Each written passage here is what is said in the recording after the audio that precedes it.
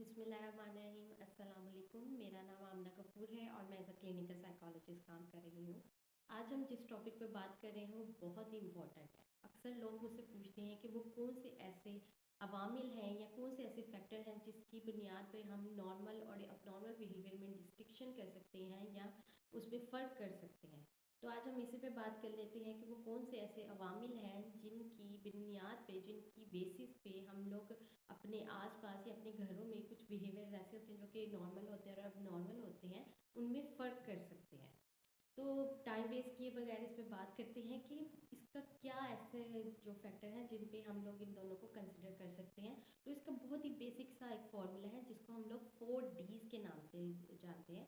4Ds यानी कि ABCD वाले 4Ds। इसमें सबसे पहला जो डी आ जाता है वो होता है डेविएंस, यानी कि ऐसा बिहेवियर, ऐसा नॉर्मल बिहेवियर जिसको जिसको वेरिएट करके अगर हम देखें तो हम लोग या तो वो या वो अपनी एक्सट्रीम लेवल से ऊपर जा रहा हो या वो अपनी लेवल से एक्सीड कर रहा हो, तो हम उसको कैसे हम लोग उसको डेविएंस देख के हम लोग उसको नॉर्मल कंसिडर करते हैं या अब नॉर्मल कंसिडर करते हैं। यानी मैं आपको एक एग्जांपल से समझा देती हूँ।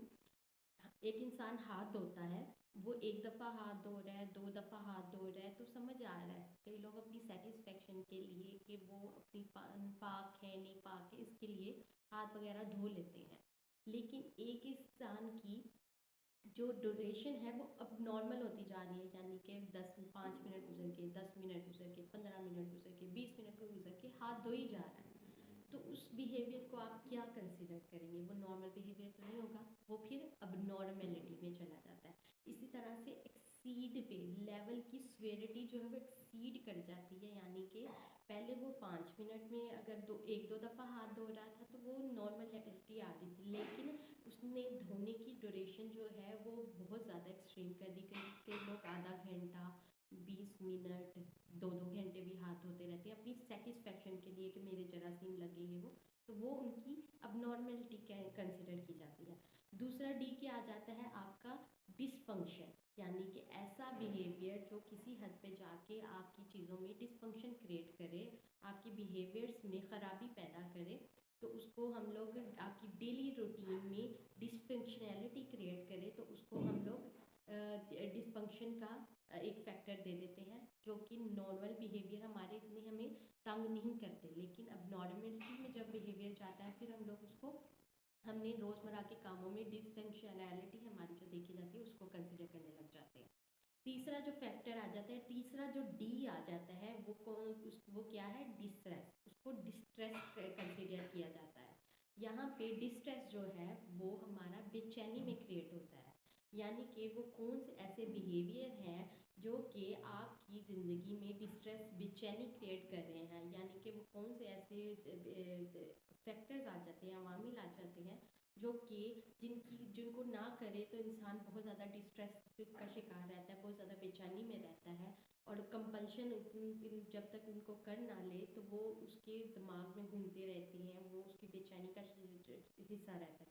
तो जब वो इन चीज़ों को नहीं करता तो बेचैनी उसकी डेली लाइफ रूटीन में भी आ जाती है। वो किस तरह से आती है कि अगर लेट्स सपोज अगर बंदा एजुकेशन में है, पढ़ने लिखने वाला बंदा है, तो वो उसका जो एजुकेशन है उसमें डिस्टर्बेंस आएगी, तो पढ़ाई में मतलब होगा बेचैनी रहेगी। अगर उसकी फिर आ जाता है उसकी ऑक्यूपेशनल लाइफ जो है उसमें बहुत ज़्यादा उसको डिस्टर्ब रहेगी, रोज़मर्रा के काम करने में बहुत बेचैन रहेगा, अपने ऑफिस वगैरह के कामों में बहुत बेचैन रहेगा। फिर आ जाता है उसका फैमिली बैकग्राउंड का, फ्रेंड्स बैकग्राउंड, उनके साथ उसका जो इंटरेक्शन है वो ज़्यादा डिस्टर्ब होना शुरू हो जाएगा, डिस्ट्रेस का शिकार रहेगा। फिर जो ये आ जाता है फोर्थ वाला जो आ जाता है, उसकी जो इम्पोर्टेंट है उसकी अपनी लाइफ, अपनी पर्सनैलिटी बहुत ज़्यादा डिस्ट्रेस का शिकार रहती है। तो इस तरह से उसकी जो चीज़ें हैं वो बेचैनी का बहुत ज़्यादा शिकार रहता है। जो फोर्थ डी आ जाता है वो आ जाता है हमारी ड्यूरेशन। जैसे मैंने अभी आगे पहले एग्जांपल भी दी थी कि एक बंदा हाथ ही धोए जा रहा है, तो एक्सट्रीम हमेशा अब नॉर्मलिटी का लेवल जो है वो हम ड्यूरेशन से उसको असेसमेंट करते हैं, यानी कि एक बंदा जो है उसकी ड्यूरेशन देखी जाती है कि उसका जो बिहेवियर चल रहा है वो 1 महीने का है, 2 महीने का है, 3 महीने का, वो किस तरह से जा रहा है। नॉर्मल बिहेवियर तो हम लोग अडॉप्ट करते हैं, फिर उसको हम लोग उसको छोड़ देते हैं किसी तरह से, या हम लोग उसको किसी नई चीज़ को हम लोग अडॉप्ट कर लेते हैं, लेकिन एक बिहेवियर अब नॉर्मलिटी तब बनता है जब उसकी ड्यूरेशन बढ़ती जाती है और एक सिवियरिटी की तरफ जाती है, तो वो अब नॉर्मलिटी का शिकार हो जाता है। यहाँ पे मैं एक और डी जो है वो ऐड करूँगी, वो है जो कि है डेंजरस। फिफ्थ डी जो हम ऐड कर रहे हैं वो है डेंजरस, यानी कि वो जो बिहेवियर इंसान ने अडॉप्ट कर लिया है वो उसकी अपनी ज़िंदगी के लिए खासतौर पे कितना ज़्यादा डेंजरस है, और अपनी ज़िंदगी के साथ साथ दूसरों के लिए कितना ज़्यादा डेंजरस है वो बिहेवियर। यानी कि अपनी ज़िंदगी के लिए इस तरह के उसको सुसाइड वाले थॉट्स आ रहे हैं, या उसको वो कोई पिल्स खा लेता है, अपने आप को मारने लग जाता है, या कुछ भी वो इस तरह की मरने मराने वाली चीज़ें करने लग जाता है, और दूसरों के लिए इस तरह से डेंजरस है कि दूसरों को उसकी बिहेवियर की वजह से कितना नुकसान हो रहा है, वो दूसरों को कितना नुकसान पहुंचा रहा है। तो ये इस तरह के कुछ बिहेवियर्स जो हैं जिनको हम लोग डीज में कंसिडर करते हैं।